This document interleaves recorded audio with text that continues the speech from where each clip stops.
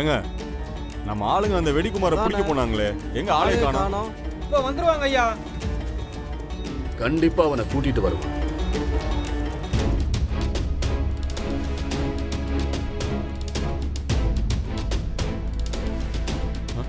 என்னையா நீங்க மட்டும் தான் வந்திருக்கீங்க? அந்த வெடிக்குமார் எங்க? எல்லாம் தேடி பாத்துக்கங்கய்யா. எங்கேயும் ஆளை காணோம். அவன் எங்கேயா போயிட போறான்? அவன் வீட்ல எல்லாம் போய் தேடி பாத்தீங்களா இல்லையா? வீட்லயும் இல்லங்கய்யா. காலையில இருந்து அவன் வீட்டு பக்கமே வரலன்னு அவன் பொஞ்சாதி சொல்றாங்கய்யா. இவரு என்ன அப்படி என்ன சொல்றாரு? அப்படி சொல்றாங்க? இப்ப என்ன நம்ம பண்றது? என்ன பண்றது? ஆ. ஆயி போச்சு. இங்க பாருங்க, திரு அவனை தேடிட்டு தான் போயிருக்கான். கண்டிப்பா அவனை கூட்டிட்டு வருவான். ஆமா, கருணாவும் அவனை தேடி தான் போயிருக்கான். கண்டிப்பா கூட்டிட்டு வந்துருவான். அவன் எங்க வர போறான்? எல்லார் கண்ணிலையும் மண்ணு தூவிட்டு அவன் இந்நேரம் பறந்துருப்பான். வெட்டியா இதுக்கு ஒரு பஞ்சாயத்து. நீங்க அடிச்சு அவன் செத்துக்கிட்டு போயிட்டானா யார் பதில் சொல்றது? இந்த பாருங்க, இப்போ அவன் பதில் சொல்லன்னா அடுத்து அதுதான் நடக்க போகுது. அடிபட்டு சாக போறான்.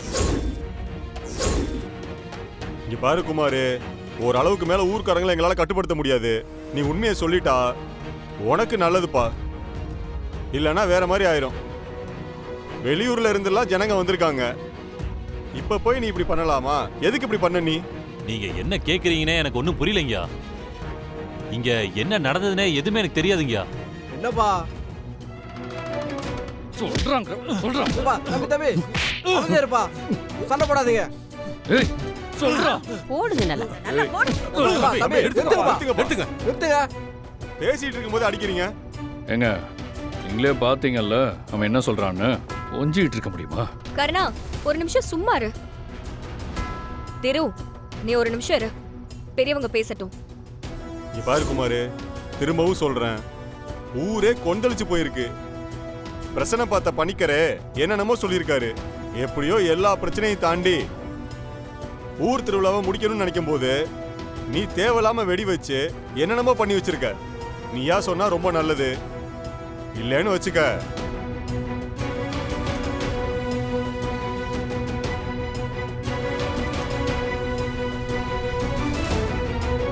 ஐயா, எல்லா உண்மையும் சொல்லிடுறீங்கயா. இந்த வேலையை யார் உன்னை பண்ண சொன்னாங்க? நானே தான் பண்ணேங்கயா. என்னப்பா சொல்ற? ஏய், எங்க பொறுமைய சோதிக்காத. நீ இதெல்லாம் பண்றனா அதுக்கு ஒரு காரணம் இருக்கணும்ல, அத சொல்லு. ஏன் இப்படி பண்ண? அது இந்த ஊர்ல எப்பவும் ஆம்பளைங்களுக்கு தான் பரிவட்டம் கட்டுவாங்க. இந்த தடவை பொம்பளைங்களுக்கு கொடுத்தது எனக்கு பிடிக்கல. அதனாலதான் அவங்க பொங்கல் வைக்க கூடாதுன்னு நான் வெடி வச்சேன்.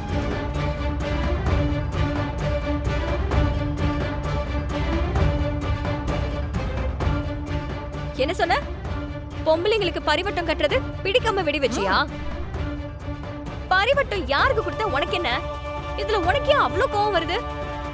இதெல்லாம் நம்புற மாதிரியே இல்லையே. நீங்க காரணம் கேட்டீங்க, நானும் சொல்லிட்டேன். உண்மையிலே பொண்ணுங்களுக்கு பரிவட்டம் கொடுக்க கூடாதுன்னு ஒரே காரணத்துக்கு தான் வெடி வச்சேன். இதுக்காகவா வெடி வச்ச? அப்படி என்ன உனக்கு பொம்பளைங்கன்னா அவ்வளவு வெறுப்பு? அதான் அவன் காரணத்தை தெளிவா சொல்லிட்டான்ல. இன்னும் என்னையா பஞ்சாயத்து பண்ணிட்டு இருக்கீங்க? சீக்கிரம் தீர்ப்பு சொல்லி முடிச்சுடுங்க. என்னப்பா பண்ணலாம்?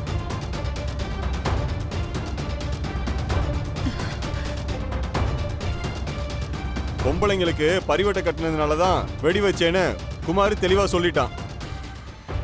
இப்போ இந்த பஞ்சாயத்து இதுக்கு ஒரு தீர்ப்பு சொல்லுது.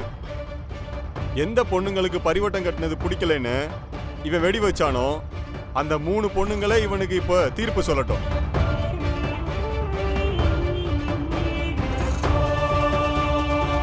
அந்த பொண்ணுங்க தர தண்டனையை தான் இவன் அனுபவிக்கணும்.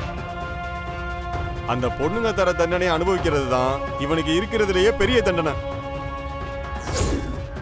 இதுதான் இந்த பஞ்சாயத்தோட முடிவு.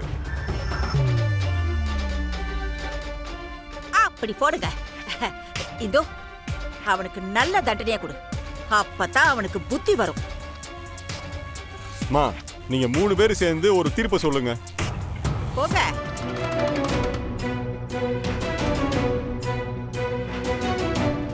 என்ன போற வழியில வலிய மறைச்சிட்டு கொஞ்சம் கூட மரியாதை நின்று இருக்க? மரியாதைங்கிறது அவங்க நடந்துக்கிற விதத்துல இருக்கு.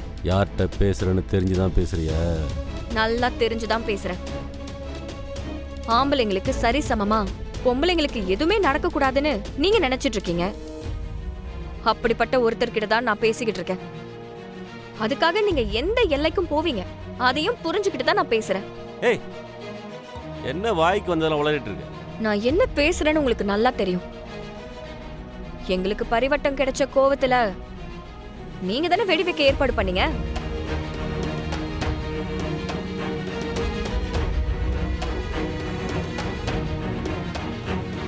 இல்லன்னு சொல்லாதீங்க, ஒத்துக்கோங்க. நான் எதுக்கு வெடி வைக்க போறேன்? உனக்கு என்ன பைத்தியங்கிட்ட பிடிச்சி போச்சா? சும்மா வாய் வார்த்தைக்கு பேசாதீங்க. இத உங்களை தவிர வேற யாரும் செஞ்சிருக்க வாய்ப்பே இல்ல. பொம்பளைங்களுக்கு பரிவட்டம் கட்டுறது பிடிக்கலனா அந்த இடத்தை விட்டு போக வேண்டியதானே.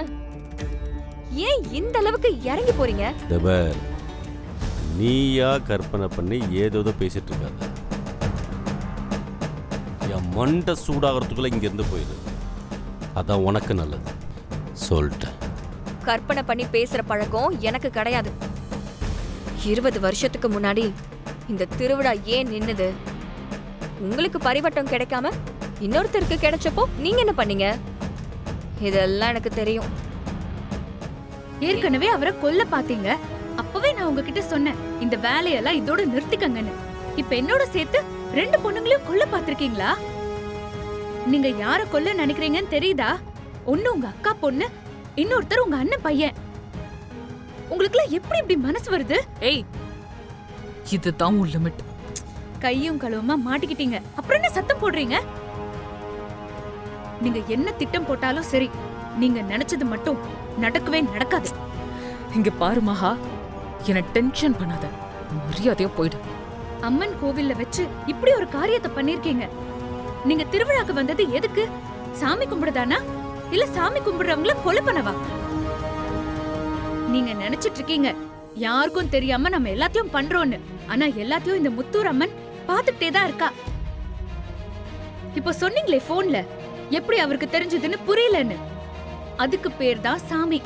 கடைசியில வெடி வைக்கிற நேரத்துல எப்படி அவரை வந்து காப்பாத்தினாரு? கொஞ்சம் யோசனை பண்ணி பாருங்க. எங்களை காப்பாத்தினது வேற யாரும் இல்ல, அந்த சாமியே தான். ஆனா இந்த மாதிரி பாவத்துக்கு மேல பாவம் பண்ணிக்கிட்டே இருந்தீங்க, உங்க பெத்தவங்க பண்ண புண்ணியம் கூட உங்களை காப்பாத்தாது.